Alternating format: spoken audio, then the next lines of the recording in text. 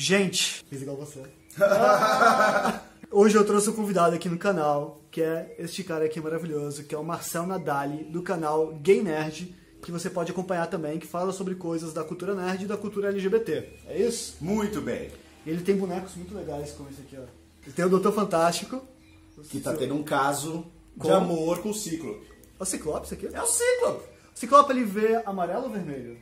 Então, né, tem esse meme que está rolando. Aham. O meme é que ele vê vermelho, mas já explicaram na revista dos X-Men que ele vê amarelo pelo visor. Mas a graça é que ele vê vermelho e é isso aí. O importante entre o fato e a lenda, publica-se a lenda. Então, mas eu tenho certeza que eu já vi alguma outra revista que ele vê vermelho. E Ah, outra revista que ele sim, vê- não. Porque a galera que não lê quadrinhos não entende que é uma coisa muito tosca, que não tem continuidade Não direito. tem, não tem. As pessoas têm essa ilusão, não tem. Eu trouxe o Marcel por causa do seguinte: aconteceu a Bienal do Livro esses dias, e aí teve todo esse problema do Crivella sendo maluco e da galera lá fazendo a resistência deles, fazendo protestos, tudo por causa de uma HQ dos Vingadores que tinha um beijo gay. Uhum. Só que aquela não era uma HQ LGBT. Porque ter um personagem LGBT não quer dizer que é uma... Aí, por que não fazer um vídeo indicando só HQs com personagens LGBT pra você ler e irritar o Crivella? Que de fato são LGBTs. Que Porque de fato são. é muito engraçado porque a gente viu toda a questão deles falando, não, a gente vai retirar todo o material LGBT. Eu fico pensando, gente, eles não vão conseguir nunca, porque eles teriam que pegar livro por livro pra ver o conteúdo. Não é que tem na capa escrito, então, Exato. gays, somos gays. Não é. A maioria dos... Eu vou mostrar o livro pra vocês, você vai ver que a maioria do que tem aqui, nenhum deles você vai sacar pela capa, que é um livro LGBT. Não, eles descobriram Vingadores porque tem ilustração. Porque se fosse pra ler também, ia ser outra coisa. Ah, é verdade, fato. Antes disso, ó, se inscreva no canal, não deixa de deixar o gostei no vídeo pra treinar seu algoritmo e te entregar vídeos legais. E comenta aqui uma dica de quadrinho também que você tenha. E se inscreva no canal Gay Nerd aí do Marcel, que é muito mais legal que o meu. Não, que, ó, não é, não. É organizado, tem roteiro, tem edição, ele coloca trilha sonora, ele pesquisa antes do vídeo. É uma coisa muito mais bonita. Mas é que eu tenho tempo livre, né, gente? É a diferença. Vamos lá? Vamos lá? Primeira, vamos começar com um clássico. Quando você fala sobre quadrinho LGBT, quase todos os especialistas vão te falar desta graphic novel, que é muito influente, que é... achei que tava com a cabeça. Fan Home, da Alison Bechdel. Foi publicado há alguns anos atrás. É um grande fenômeno literário. Naquele ano ganhou vários prêmios. Inclusive foi adaptado recentemente para um musical. Olha aí, Por incrível maravilhoso. que pareça, sim. E se esse nome, Bechdel, está te parecendo familiar, é porque ela é a autora, criadora do teste Bechdel. Não sei se vocês lembram do teste Bechdel. O teste Bechdel é para você avaliar se um filme trata com respeito às mulheres, às personagens femininas. Ela fez uma tirinha, ela também escrevia tirinhas de quadrinho. Numa das tirinhas, a personagem se recusava a ir no cinema e dizia que ela só iria ver um filme se o filme tivesse pelo menos 2 personagens femininas. Essas 2 personagens tinham que ter nome, não pode ser tipo assim, a garçonete.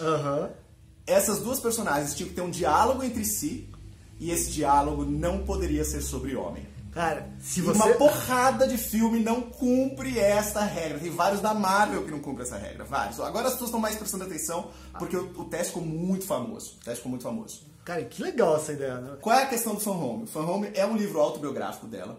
Ela cresceu numa casa funerária. Os pais dela eram agentes funerários, uma coisa meio Six Feet Under, a série. Por isso que chama Fan Home, né? De funerária, casa funerária. E aí... É uma grande questão porque ela relembra um pouco dessa infância e dessa adolescência complicada. Ela é lésbica, a autora na vida real. E o pai dela, embora seja casado com a mãe, é homossexual. Então ela tem uma relação super complexa com o próprio pai. E o livro, a graphic novel inteira, é revisitando essa relação com o pai para tentar entender isso e tentar perceber o quanto isso faz parte da vida dela hoje. Calma aí, isso é autobiográfico? A autora, o pai dela é gay também? O pai dela é gay também. Essa é uma história autobiográfica. É uma história autobiográfica. Que legal. E é muito boa de ler, é muito reveladora em vários aspectos, é um livro super humano. Legal. E fez tanto sucesso que depois ela fez uma segunda autobiográfica que chama Você é Você Minha Mãe, que é sobre a mãe dela. Que aí, obviamente, a mãe tem uma relação super complicada com o marido, porque sabe que ele é homossexual, só que não tem tanta graça. É bom pra ler também, especialmente psicólogos deveriam muito ler, porque tem muito a ver, tem grandes insights. E Todos os especialistas em quadrinhos LGBT vão te recomendar Fan Home. É muito legal. Pô, que demais. É bem demais. bacana. O segundo livro, já fiz um vídeo no meu canal sobre isso. É Estranhos no Paraíso.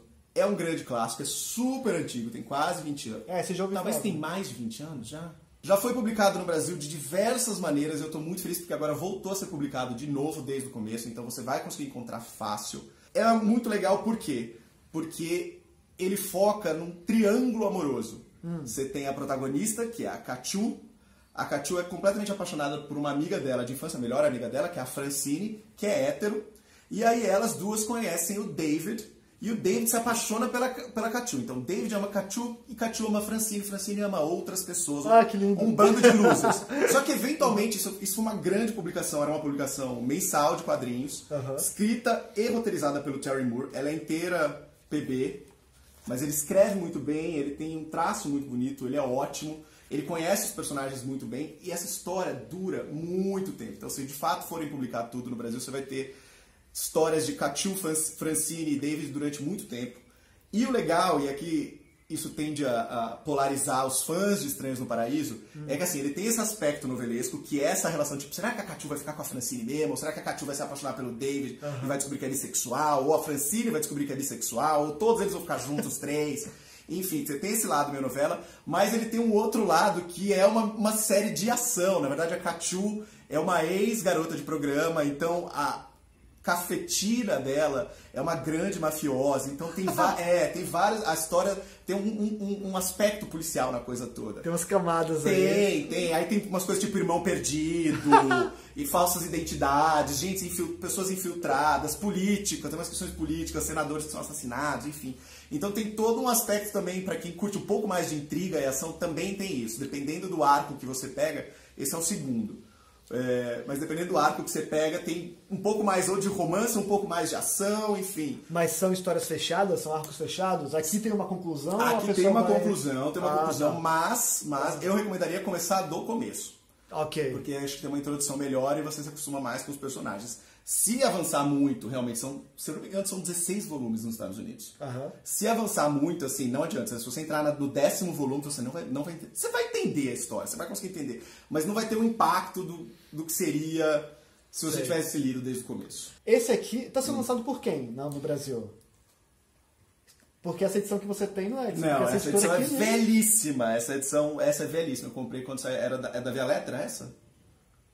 Pandora Books, não, da Pandora Deve Books. existir mais um. Porque no Brasil, o primeiro arco saiu pela Abril, o segundo saiu pela Pandora, o terceiro saiu pela Via Letra. Que bagunça. Foi mudando, porque era muito popular, mas nenhum deles vendia bem, e aí desistiram. E agora, com a volta dos quadrinhos e com a discussão LGBT em voga, alguém está investindo, eu preciso ver quem é.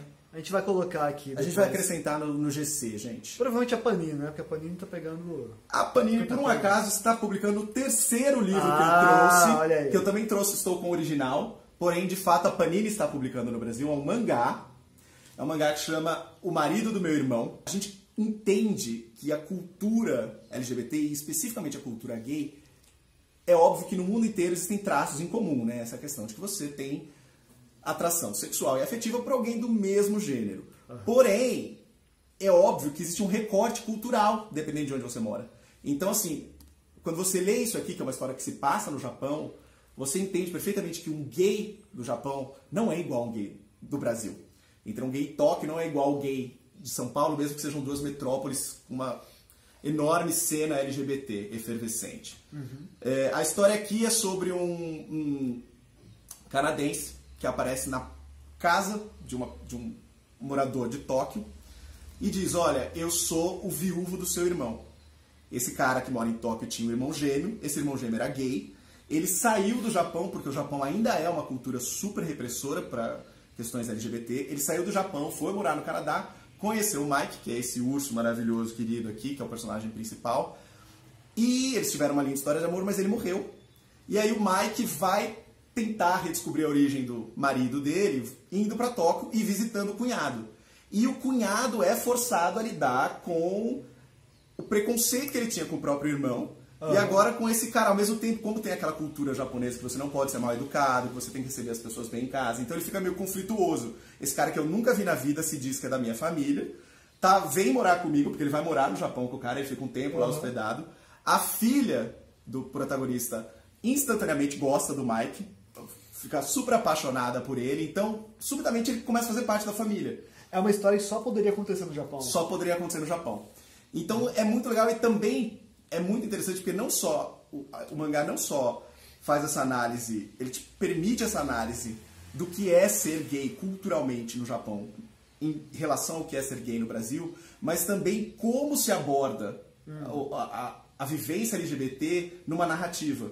Porque o mangá, tradicionalmente, é muito engraçado. A linguagem do mangá, eles tendem a explicitar emoções e diálogos internos que o quadrinho ocidental não precisa fazer, e, inversamente, ele esconde coisas que o quadrinho ocidental deixa claro. Então... Consegue dar um exemplo? Por exemplo, ele tem muito diálogo interno para explicar como ele está se sentindo em relação ao Mike. Entendeu? E até o momento em que ele percebe que ele está sendo preconceituoso e que ele não deveria ser. Então tudo isso é muito explícito, tudo é um pensamento interno muito organizado, é muito falado, entendeu? Por quê? Porque eu acho que talvez pro mercado japonês, e aí eu estou pressupondo, esse diálogo tem uma função didática de explicar para as pessoas, olha, você não deveria ter preconceito, porque assim, assado.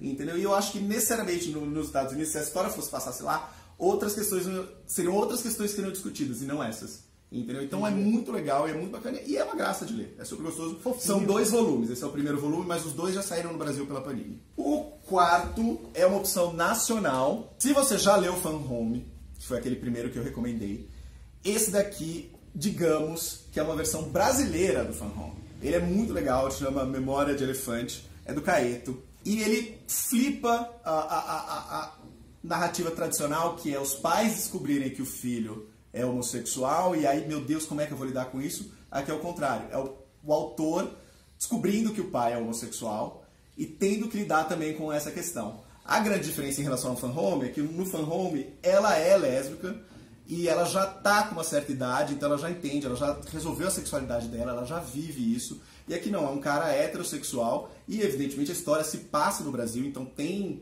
esse recorte cultural que a gente acabou de falar, então a gente entende como é dentro da latinidade essa questão de seu pai não é esse exemplo de masculinidade que você imaginaria do seu pai.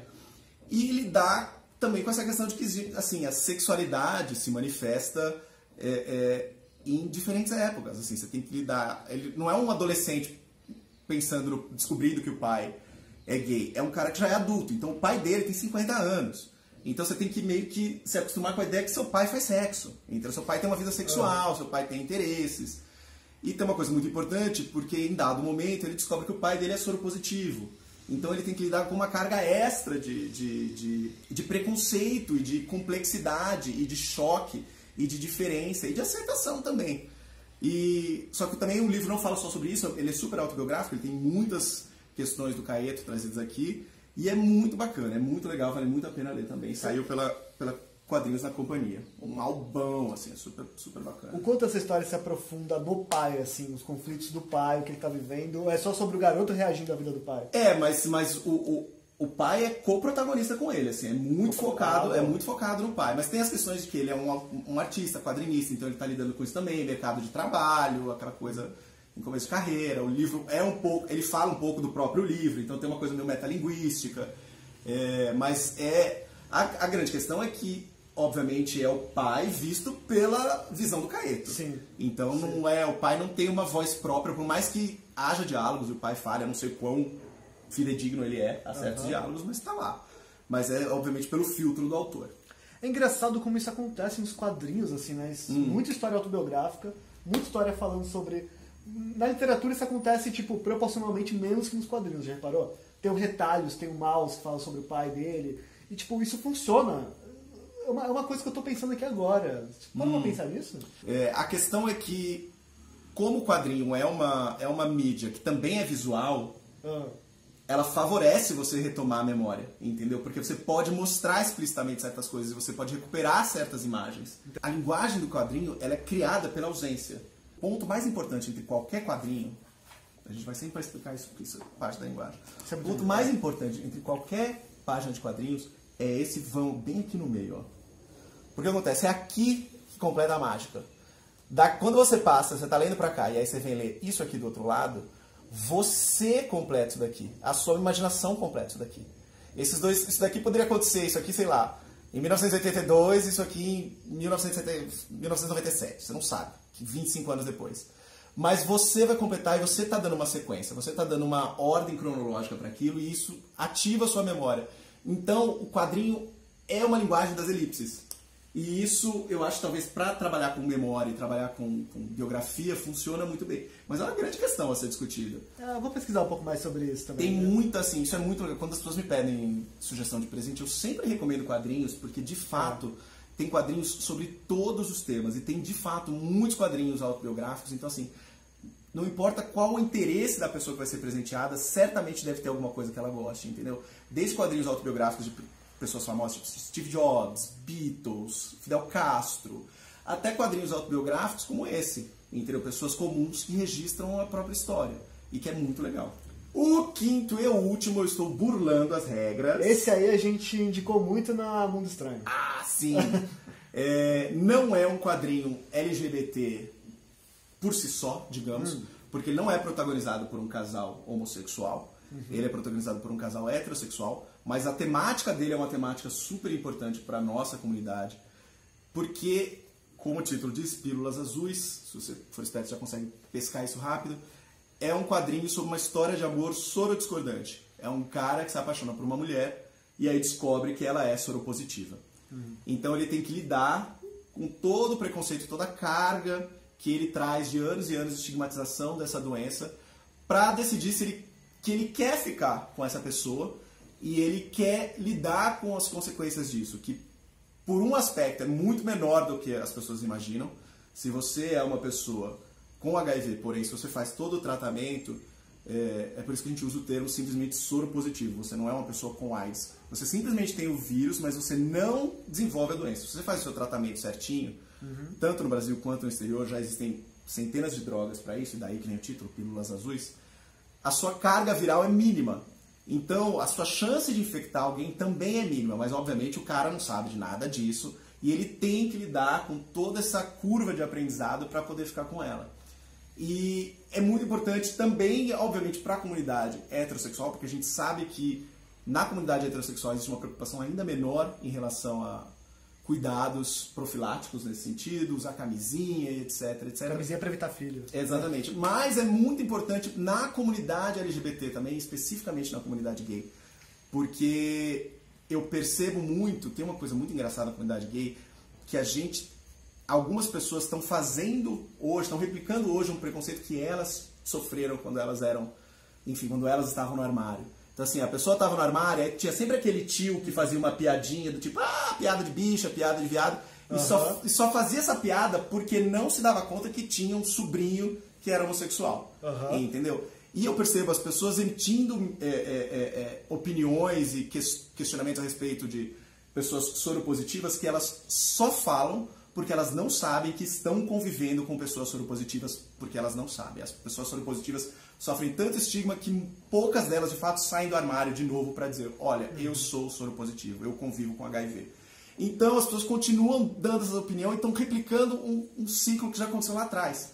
Então, a grande mensagem desse livro, e isso é muito importante, especialmente se você mora, na verdade, assim, em qualquer ponto do Brasil, mas em grandes cidades, assim, se você é uma pessoa LGBT com amigos LGBTs, eu te garanto que você está convivendo com uma pessoa soropositiva. Talvez você não saiba, mas você está convivendo. Eu mesmo tive esse despertar muito tarde na minha vida, assim, mas uma questão de uns 7 anos para cá, eu descobri várias pessoas com quem eu convivo há anos e que finalmente me contaram que são soropositivas.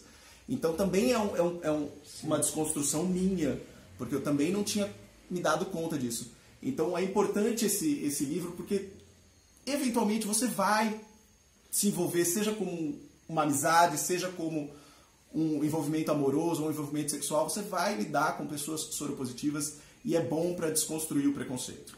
Especialmente no nosso atual governo Bolsonaro, que está com problemas a respeito de divulgação de informação. A gente sabe que ele encerrou certas redes sociais, o Ministério da Saúde encerrou redes sociais que falavam especificamente sobre prevenção de ISTs e AIDS, enfim. Então a gente está voltando um pouco para essa época de camuflar informações, de não deixar tão acessível para todo mundo, por uma questão meramente moral. Então eu fico imaginando, se eles encontram isso daqui na Bienal, talvez eles não iam falar nada porque é um casal hétero.